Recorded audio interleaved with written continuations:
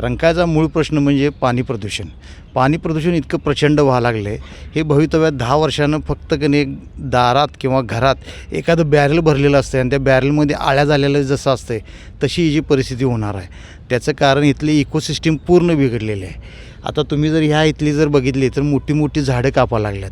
मोठी मोठी झाडं कापल्यामुळे पक्ष्यांचा आदिनिवास संपुष्टात आला आहे. आता पलीकडे तुम्हाला तो क्रशर चौकाच्या इथं पाठीमागं आम्ही आमच्या रंकाळा संवर्धन समिती आणि मॉर्निंग वॉकचे सगळेच कार्यकर्ते, हायकर्स ग्रुप वगैरे सगळा, त्यांनी तिथे झाडं जगवलेली आहेत, झाडं चांगले आलेले आहेत. त्याची निगा राखायला कोणच नाही. तिथं की नाही गांजा नशाबाजी वगैरे होत्या. म्हणजे मूळ प्रश्न आहेत की नाही, त्या मूळ प्रश्नाचे सोडून सुशोभीकरणाच्या नावाखाली प्रचंड पैसा खर्च व्हायला लागला आहे. इतका प्रचंड खर्च व्हायला लागला आहे. आता जर तुम्ही बोर्ड बघितले वेगळ्याच लोकप्रतिनिधी ते 100 कोटी 150 कोटी, अरे 100-150 कोटी कशासाठी तुम्ही?